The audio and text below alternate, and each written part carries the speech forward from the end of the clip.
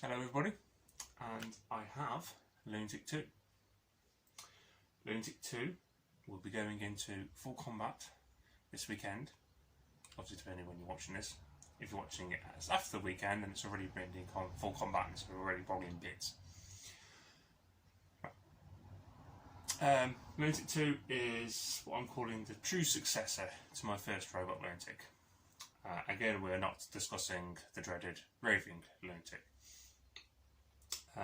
But Luna-Tic 2 came about probably about during the time of BoggleBot Series 1, when we were obviously attending with Clause 2. There was another robot there called Thunderchild. Although they didn't compete in the main tournament, the driver Nate came over with Doomkid, and Thunderchild got to have a couple of fights.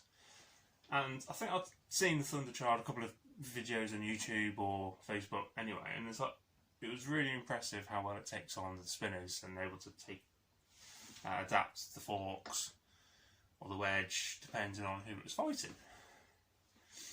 And it's like, and then your cogs start turning, and for Clause 2 we did have forks for Series 1. I did make the forks ready for Series 1, they were never needed because of that.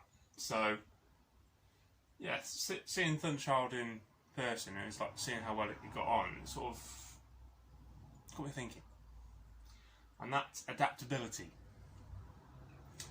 to change who you're facing, and especially now with all these weird shapes and wonderful spinny things trying to kill you, from things horizontals, verticals, overhead saws, huge-esque type, monstrous, big words, those things. You cannot build one bot that can take all of them on. You know, you put on forks, it's going to get taken out by horizontals. You put on a wedge, vertical's going to get underneath it, and what do? Interchangeable fronts. And this is what all this was based about. I'm easy to show you in a minute, but yeah. So weapon wise was more of a keeping it simple. I still wanted a lifter as to try and keep with the Luna-Tic theme, but having a massive overhead or front lifting wedge doesn't really cut it, especially the slow speeder bots. So that's why sort of a much shorter, faster and invertible aspect. So yeah, when the rope's upside down, this will rotate all the way around. So it's more adaptability and being able to take on everybody. The robot itself is a lot wider. Again, something we learnt with Toothless, the first Toothless, having a much wider wheelbase and a narrower back to front gives you a much better turning circle. That was adapted for this. The weapon being able to rotate, something we had with our Axebot's Crota, which the axe was able to rotate about 270 degrees around the robot. Again, yeah, the axe would work either way up. How the motors are mounted, again, learnt from Toothless. Everything about this has been learned since I've been doing this sport. And working on this, I won't say it's an absolute breeze. There are a few aspects I've still messed up, but I can turn this robot around very, very quickly. And I've said before in previous videos, you can lose or win. You can win or lose a fight in the pits. Well, you can't win. You can lose a fight in the pits if you cannot get your robot ready. And that was the main issues with retiring Luna-Tic. Changing the motors was an absolute ball ache. So it was just getting to the point I just didn't have the time to just keep taking out the motors, and yeah. So, right, enough of me rambling. Let's get a closer look.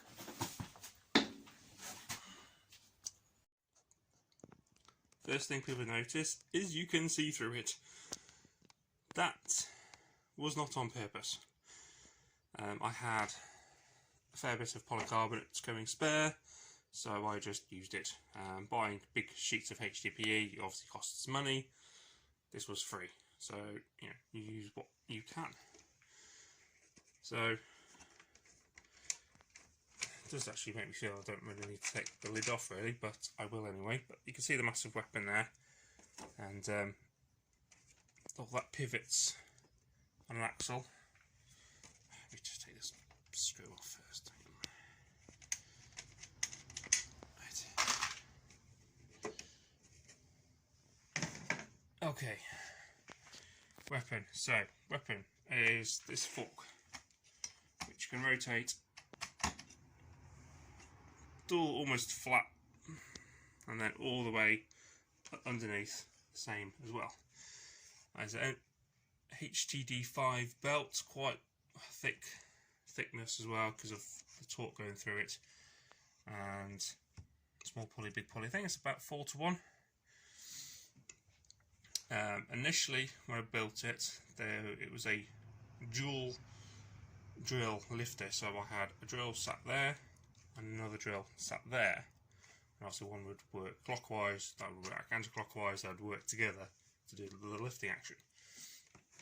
For the first few events it worked, but I was finding that as one motor would sort of stall or struggle, it was pushing the other away, and after the event motors were sort of more separating more and more,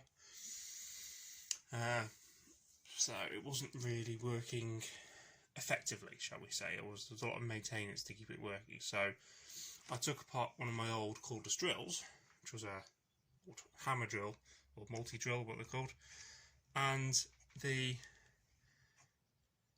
mounting bit was exactly the same as the drills. So I don't have a spare of this, which is probably my biggest issue with this, is that I don't have a spare for that. But it's a massive, they're called 775 motor. These are what they call 550s, so it's about an extra 50% bigger. Going for a massive gearbox. I have no idea on the reduction, but it's a lot more than this. And then in the further 4:1 with the belt. Tensioner to keep it nice and tight. And added thing with belts, probably chains as well, and in general, is that if you can more teeth you can wrap around the small pulley, the better. If it does slip, it won't be slipping here, it'll be slipping here. So any way you can engage more teeth around the small pulley is beneficial. Learn that the hard way.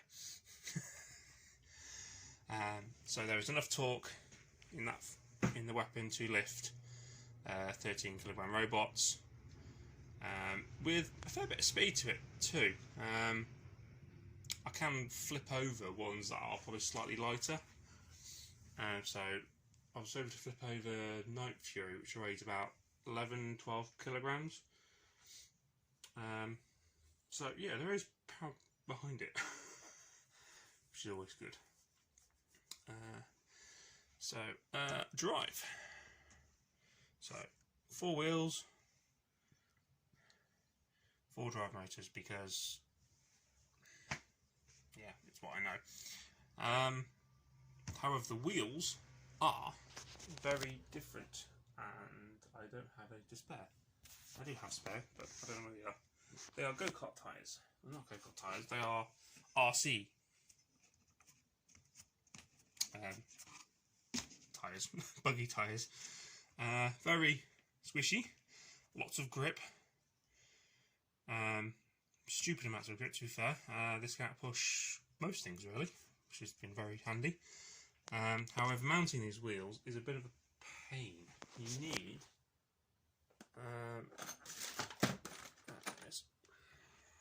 these are made by a good friend of mine, and these screw onto the output shaft that way. There's a grub screw, these fit with a hex, and then there's a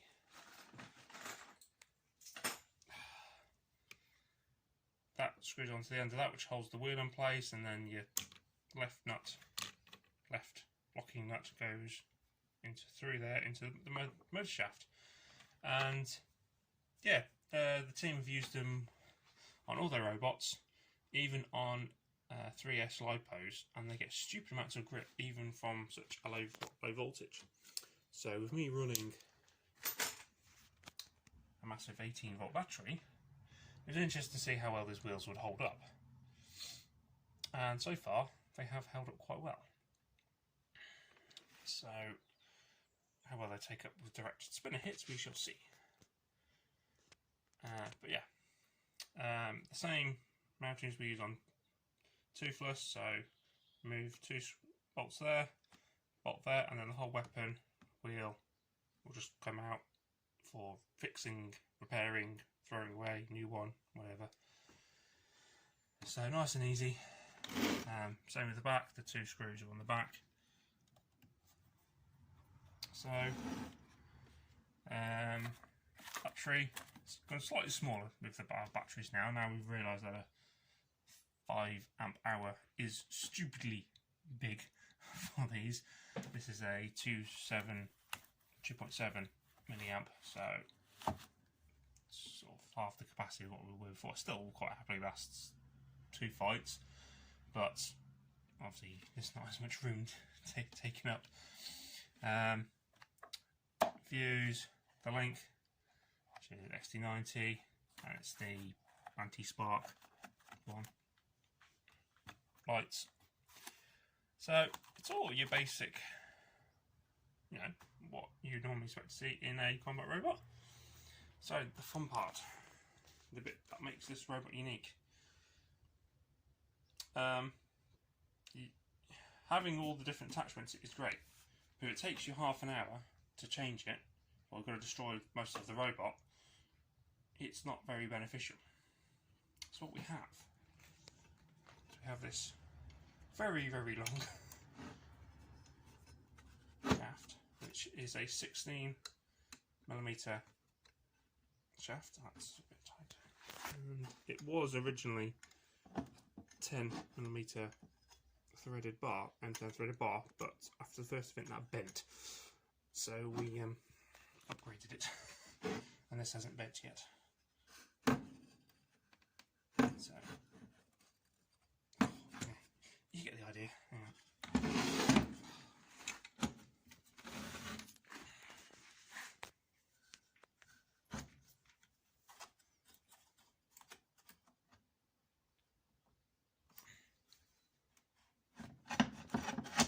Okay, you can sort of change it really easily, he says, and then struggles to do it. I'm doing it one-handed. Anyway, this bar here pulls out, and the whole wedge, this half wedge assembly, obviously then comes away. I have forks with the same hole for the shaft, so they just go in there, a couple of spaces, and then we have the fork set up.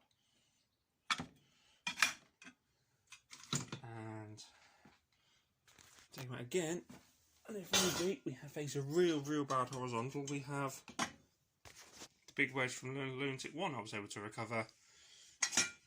Much better mountings. Something just fell off. Screw.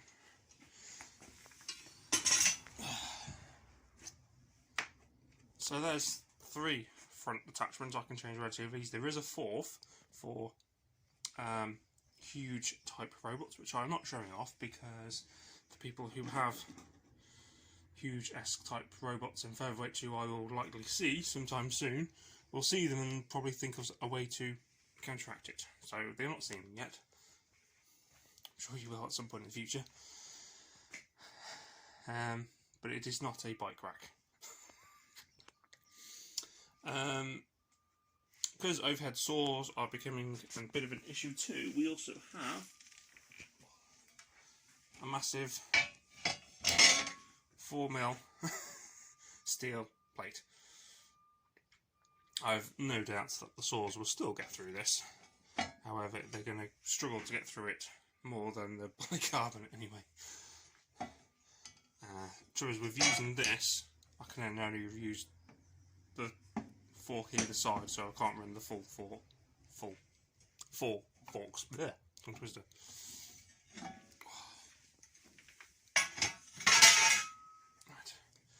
So everything, oh yeah, even the lifting forks has been made so it's easy to repair. So got the big pulley, and there's two bits of steel which I think I'm going to have to replace. It's bending already, replaced with probably hard ox. And then there's the two bolts that hold forks themselves. So undo those two bolts. Obviously, you need to raise it up a little bit so you can get them. Undo the two bolts. That bit comes out. There's my new one, ready to go. So I've really thought about this silly thing. Something you do when you sort of begin to learn and realise. So yeah, even things like the link guard, you know. So battery's not in, so don't panic. The link goes in the back, and then that slides over that, protecting it from falling out. Whole link switch debate, I know. So I'm really pleased how well this has turned out. It's taken part in 3 events so far. Okay, there are sportsmen, and it's come 5th with massive drive issues, 2nd losing out to my daughter, and 1st. So it's doing well. Did have a bit of a friendly fight against a spinner the other week. I say friendly. Did a fair bit of damage to us. But it was damage that needed fixing and sort of highlighted a few issues that needed sorting, to the point I have a massive crack in the bulkhead now that is going to have to be fixed.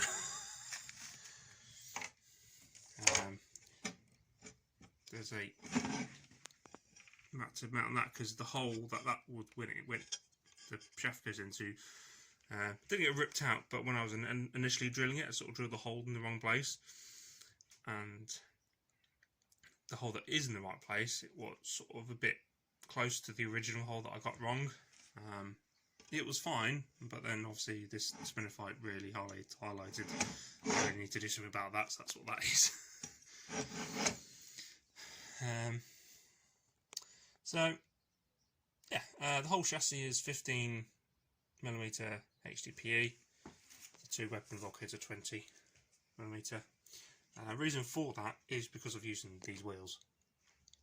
Ideally you'd want 20mm HDPE, because that's the size of the drill mounting bit, but because of using these wheels I've had to use a smaller amount. But it's holding up alright. See how it goes after the event. Almost depends on my face. Lots of spinners, but it was what this was built for. So we shall see. Right. Luna-Tic 2. This may be the last time you see it in one piece. Be nice.